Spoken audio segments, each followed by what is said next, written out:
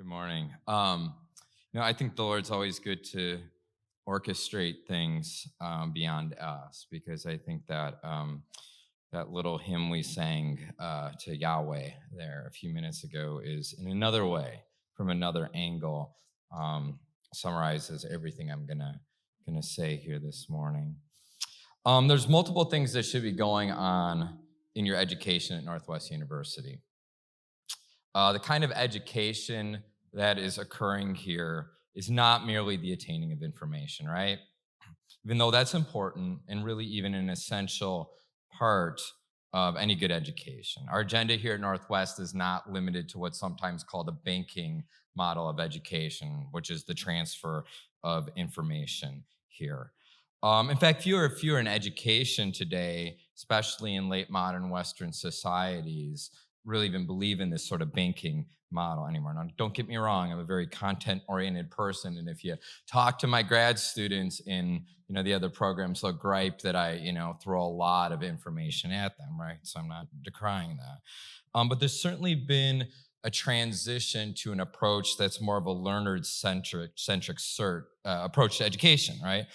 And an approach that focuses on humans as learners, and it brings with it a different kind of understanding of how we humans are even different from one another. We have different learning styles. We um, attain understanding differently, um, although we have many things that are in common with one another. Now, sorry, I'm going to be a little philosophical for a little bit here. Okay, so hang with me.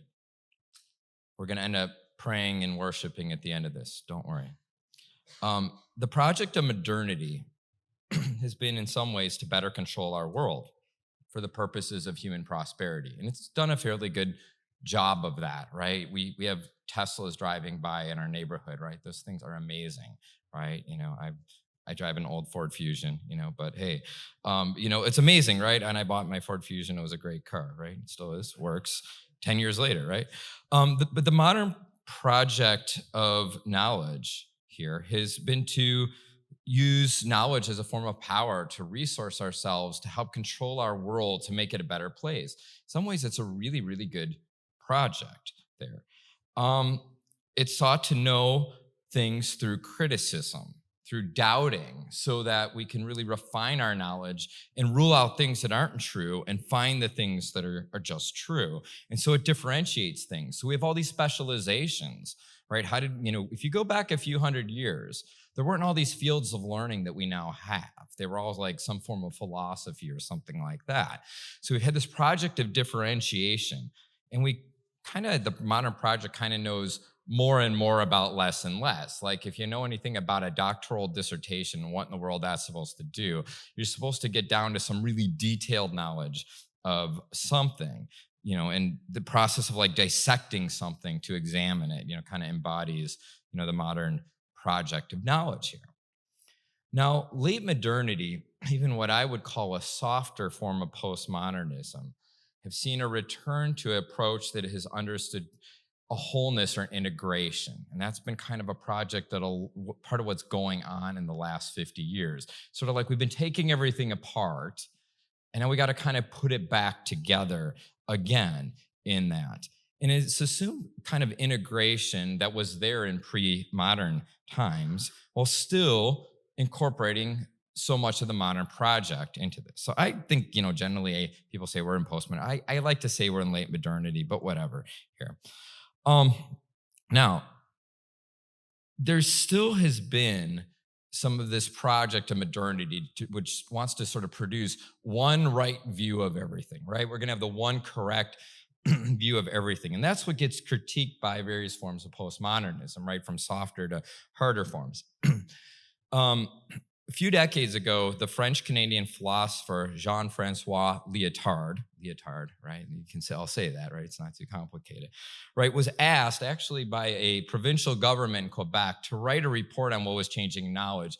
And that's where he kind of famously coined the definition of postmodernity is, hang on, you can get this, incredulity towards meta-narratives, sort of disbelief that anybody has the one right big story about reality, okay?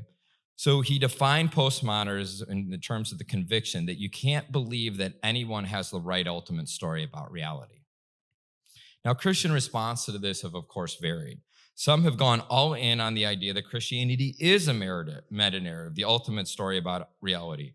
Other Christians have acknowledged that while Christianity, of course, tells a big story, that Leotard had a point that coheres with a deep Judeo-Christian conviction that finite and sinful humans can't be trusted to tell the one true big story about reality.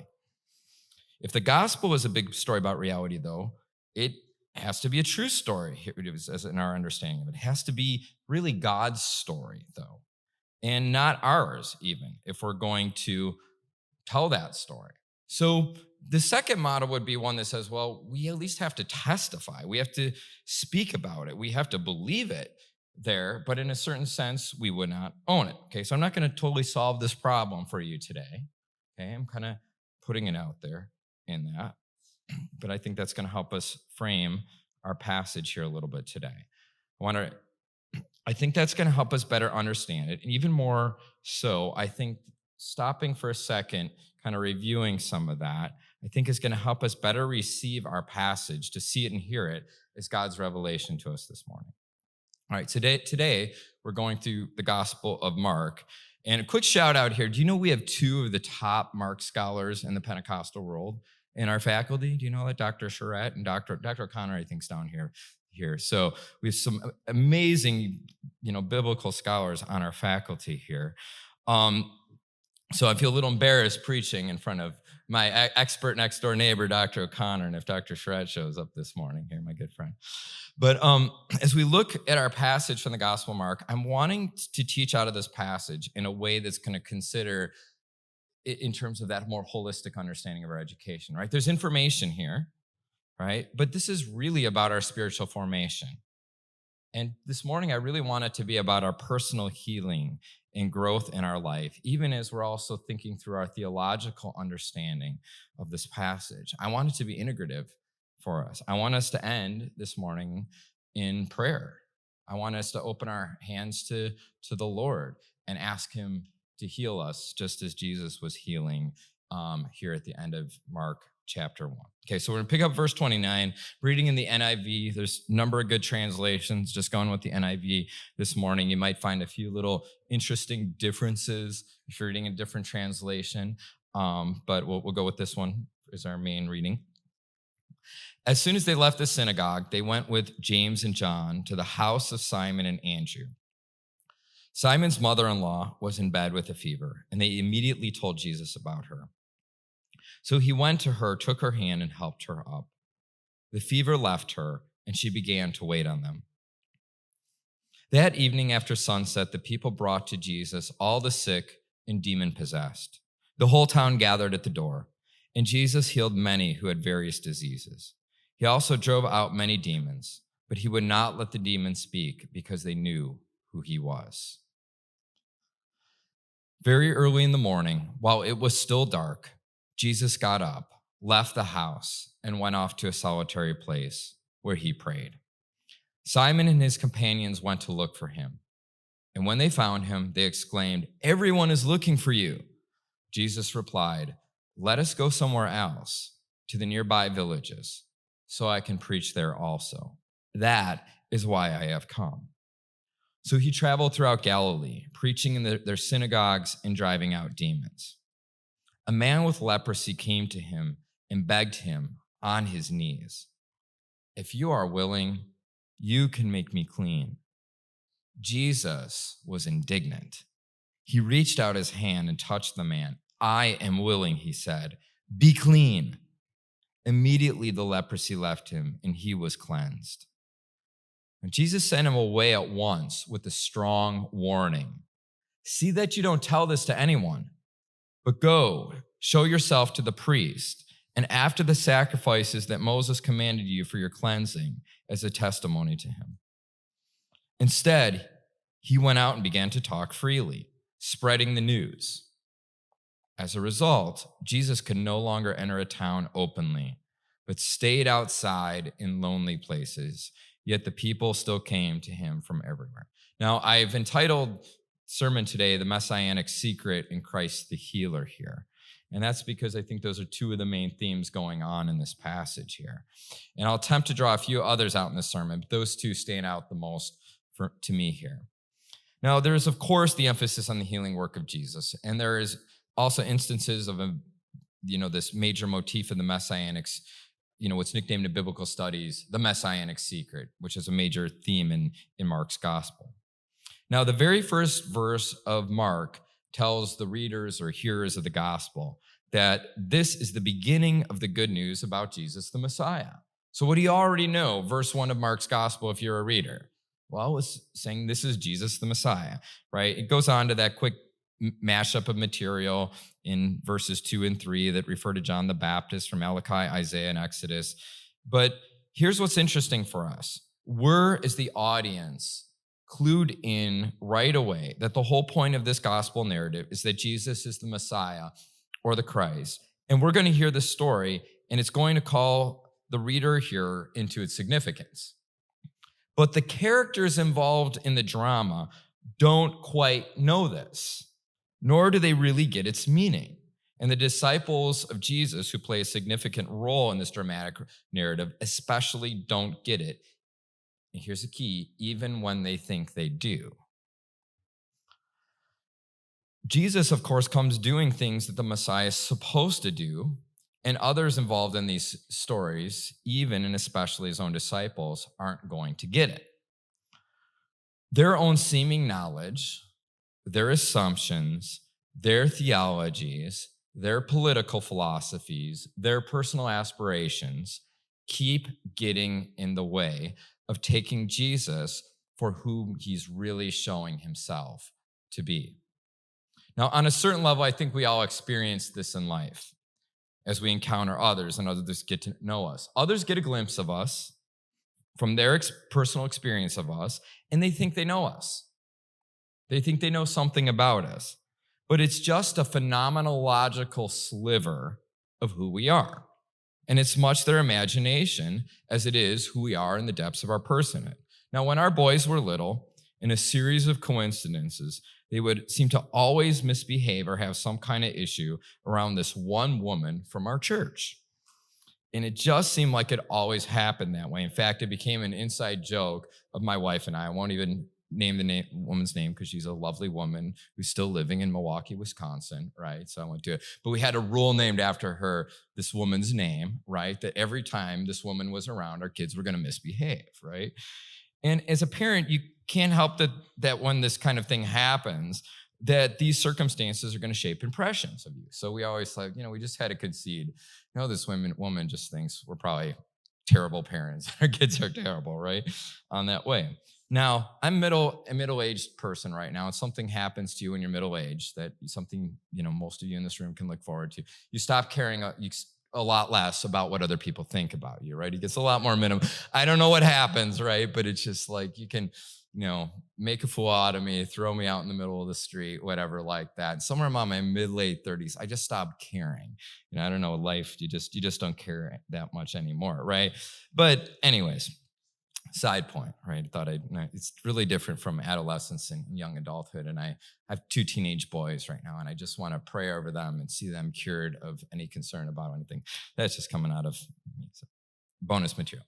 Anyway, as you have more and more life experience, however, you realize that each person lives in their own little life world, right? And that each person takes things to be in their own way, right? It's part of our own personalities, who we are, who God made us to be, the way we've been tradition, our cultures, the languages we speak, what's gathered our attention in this period of time in our lives. We just kind of see things through a certain lens for that period of time. And the idea that, anybody has it all together in their lives is kind of absurd, right? That's not to say people can't have their lives more or less together, or that they're not knowledgeable, or in areas of life they don't have a lot of wisdom, or that they have a lot of expertise. I sometimes remark to my fellow professors when I've been teaching for 20 years. I taught my first college class, and I was actually teaching at a Christian high school in South Minneapolis when I was 24 years old. I was teaching a little bit adjunct at our sister school in Minneapolis there. And it seemed like 20 years ago, students used to think that I knew more than I did.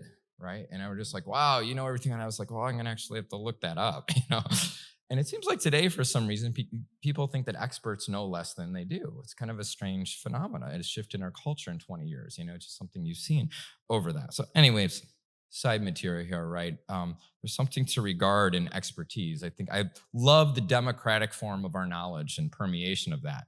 That doesn't mean, and I've sometimes, said to even some of my grad students have said, suppose like no one knows anything, but I said, I kind of read a book or two a month for 10, 15, 20 years on that subject matter. I may have picked up a thing or two, right? People have, life experience and expertise in these things, right? Okay, anyway, but we're all quite human. We're all too human, as one of my favorite Christian philosophers likes to throw in his works all the time. We're human. We're all too human.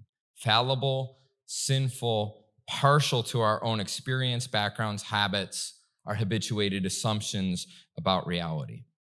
So, when Jesus of Nazareth begins to minister to Galilean and Judean Jews and others nearby 2,000 years ago, these all too human disciples and others come to him with their wrong assumptions, their own narratives about the God of Israel and who the Messiah is going to be, and their own moral and ethical codes. And sometimes the truth is just too much for them, just like it is for us.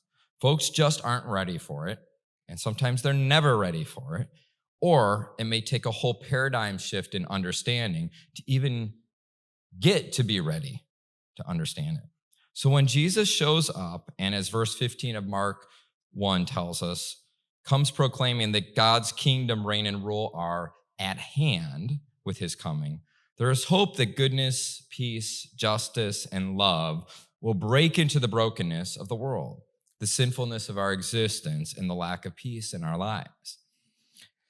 In verses 29 through 31 of our passage today, Jesus visits Simon and Andrew's home, and Simon's mother-in-law is healed of her fever, and she gets back to her life. That's a nice thing. In verses 32 through 34, that home is visited after dark by people of the village who are healed of their various illnesses, and he also drives out demons. As Jesus does this, we get the first mention of that messianic secret motif in Mark's gospel.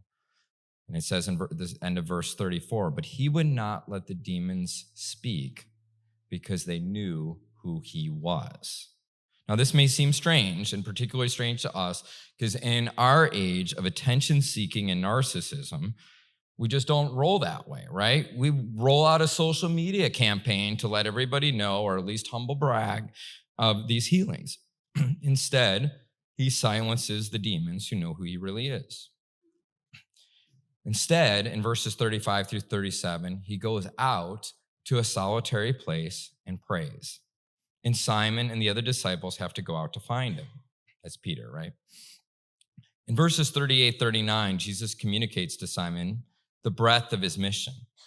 Against the orientation that every discovery and achievement is about self-benefit, Jesus has to reorient Simon that this ministry is for others. He must go to the other towns. Others need demons driven out. Others are in pain, and they matter. Everybody matters. Everybody belongs to Jesus. As many of you well understand, the Jewish conceptualization of the Messiah in Greek, the Christ, was of the coming of the Israelite warrior king who will show the greatness of the nation and the nation's God to the Gentiles, to the rest of the world, and they will flock to Israel and Israel's God. Now, there were other versions of this messianic expectation, but the self-serving, self-aggrandizing one was common among God's chosen people. Now, as someone who's ethnically a quarter Jewish myself, I have a deep appreciation for what God did through Israel. Yet the gospel renders this chosenness to be a choosing of God for the service to others, like in Abraham's original covenant with God in Genesis 12, where he was called to be a blessing to all the peoples of the earth. Now, back to our passage, finally, in verses 40 to 45, we have the coming of the leper to Jesus. And when he comes to Jesus, Jesus is indignant. He's indignant with the suffering of the leper, who he subsequently heals. Now, it's not entirely clear what Jesus is indignant or angry or moved with compassion about here. But I think the evidence does point, at least, to say that if Jesus is willing to, as the man asks if Jesus is willing to heal him, and Jesus states that he is willing, that he's indignant to see the suffering of this leper. Now, I guess human suffering moves me and makes me indignant. At the moments when it does not, I feel like I need to check myself. And I hope that it moves each of us and makes us feel indignant or angry or moved with compassion when we see others suffer. I think that being bothered that others are hurting or in pain is a good thing. Now, psychologists will tell you that one of the most important things for your personal health is differentiation and boundaries. If we don't differentiate ourselves from others and we don't have good boundaries, we will be no good for ourselves and for others. Some of you probably need that repeated to sink in. I probably do half the time in my life. If we don't differentiate ourselves from others and we don't have good boundaries, we will be no good for ourselves and for others. I think that one thing that helps us here, and this is a major point of my sermon this morning, is that we are not God. Sometimes we expect ourselves to do too much, when the reality is that each of us is simply one finite, sinful, and hopefully transforming human being. You and I cannot heal what only God can heal. The best we can do is to participate in the Lord's healing work, in our own healing, in the healing of others, and in the healing of God's world. I happen to think that some of the philosophical assumptions that were built into some of the Protestant theology that developed out of the Reformation got the Western tradition a little off track here in ways that I think that modern Pentecostalism implicitly sought to bring us back on track, in which the ancient medieval church actually already had the theological language for here. A few moments ago, I used the word participation to describe the relationship between human actions to divine actions. That was not an accident, and I didn't just come up with that word. That is the term and concept which the church has long used to describe the ways in which God does things that only God can do, but we are called to take our humble created gifts and join them in with God's work. Participation. Now, we humans have this core problem. It's often described in several ways, and theologically and practically from experience, I have this conviction that's a battle we all face. It's called by many names like pride, or self-centeredness, or selfishness, or narcissism, and other synonyms. I think it's part of the core of our sinful human nature. While many humans have to come to terms with their own worth and dignity to learn how to love themselves enough and properly, many of us think too much of ourselves or are too self-serving. Now, I want to be careful here. None of this should turn into finger-pointing or self-loathing or looking for the speck in others or eyes or picking ourselves apart. This is more about developing a healthy and shalomic way of understanding ourselves in relation to, first and foremost, God, but then also others in our work in the world. But our pride gets in the way in many different kinds of ways. Rather than placing healing in God's hands, yet bringing our own willingness and responsibility to participate as one human being with a limited capacity, with only so much time in a given day, recognizing that we can only attend to so much, we can think we can do far too much. Some think they can do far too little. I think a good Christology here recognizes that Jesus is the healer. What is going on here is that it takes divine power to do things that are, in our call is to participate in those things with willing hearts. Now, the wider culture, and what I'm referring to here is the larger social scene found, I think, in late modern American culture, can often have this narcissistic streak to it, one in which grandiose narcissisms are celebrated and made normal. Now, narcissism at a certain point is considered a psychological disorder. Let me read to you a shorter description of the official diagnosis, too long to do that here, from the website of the Cleveland Clinic, nice place to go for medical information if you need to go to their website here. And let's just think about what is normed in our culture. The characteristics and traits of narcissism are an overinflated sense of self-importance, constant thoughts about being more successful, powerful, smart, loved, or attractive than others, feelings of superiority and desire to only associate with high-status people, a need for excessive admiration, a sense of entitlement, willingness to take advantage of others to achieve goals, lack of understanding and consideration for other people's feelings and needs, arrogant or snobby behaviors and attitudes. Hello, celebrity culture. What are we attaining to? This is simply normal in some circles of our culture. Now, I'm sharing this today because I think to truly participate in God's work in the world today, and to participate in our own healing, the healing of others, we need to reject certain things in our culture. And one of them is this culture of narcissism. We have to reject an overinflated sense of self, insecure desire for admiration, a quest for superiority over others, entitlement, taking advantage of others, a lack of empathy, straight up arrogance. After healing the leper, Jesus of Nazareth tells the leper not to tell others what happened to him besides giving an offering to God with the priest. The leper does not follow Jesus' command, though, and he tells others about this. And then Jesus has to go away and stay outside of the towns. Then and now we have trouble with the truth. We want grandiose things. We want the Messiah we would draw up, not the Messiah sent by the Father. We want a controllable God in our own image, not Yahweh, who is the I am who I am and the I will be who I will be. We want Jesus to be made in our image rather than to transform into his image, as Paul calls us to.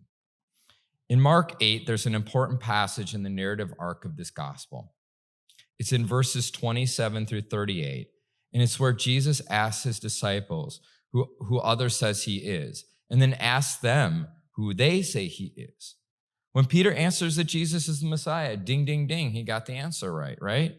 Well, it seems like the disciples are finally getting it right. But when Jesus tells them what must happen to the Messiah, predicting his death, Peter shows his cards and misunderstanding through rebuking Jesus for this. Rather, Peter needs to reconstruct his understanding of Jesus and follow him as the actual Messiah, not the Messiah of his own making. Now, there's actually something very encouraging about this passage in Mark 8, nicknamed the turn in Mark's gospel. You and I know we each mess up just like Peter in our expectations, with our blubbering mouths, in our fears, and our foolishness. But just like readers and hearers of Mark's gospel know some things that the characters in the gospel don't yet know, we know of Peter's future and the role he will take among the apostles. So I think a primary task for us today is to participate in our own healing, yet knowing that the healing is God's work in our lives. God made us, and God is saving us, and God is healing us.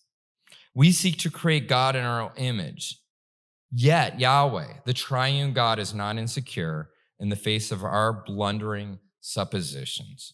We will stand corrected. Yet when we come to God in humility and love, we find the Lord to be our healer. He can heal us physically. He can heal us of our sins. He can heal us of our traumas. He can heal our broken spirits. He can heal us from the baggage that we have in our lives. He can heal us in our brokenness. Now, it's possible that God can do this instantaneously. More often, it seems to me that much of God's healing work in our lives happen as we participate in God's healing work in our lives in an ongoing process. We come to the Lord time and again during our lifetimes for healing. Abilities we have are going to come and go. Expected and unexpected things will happen. In all of these things, though, we can trust the Lord to be our healer in an ongoing way in our lives. Now, today, I want to invite you to participate in God's healing work for yourselves and with others. And I just want to ask you to stand, and I want to ask you to participate. I'm going to turn it over to Pastor Micah in just a second here. Now, I'm a Seymourian Pentecostal, meaning in the tradition of William Seymour. It's part of how I see myself. And one of the things that I loved about how William Seymour led at Azusa Street, it was 360-degree ministry. Doesn't matter if you're a freshman in your whatever time in chapel, or the president of the university, professor, whomever here. We can minister to one another this morning. And I want you to open your, as Pastor Micah comes, I want to ask you to do something with me. And I don't usually like to lead people. So let me just say this. I'm not people that likes to do this because I always think God is doing something different in each person's life. But sometimes we do something together. So I'd ask you to just open with your traditional way of prayer, right, to open. And I just want you, I'm going to leave in just a second and turn to Pastor Micah. Whatever God has for your life, we're just going to pray today to ask the Lord to bring healing wherever you need healing in your life, to say, Jesus, heal me. Heal my broken spirit.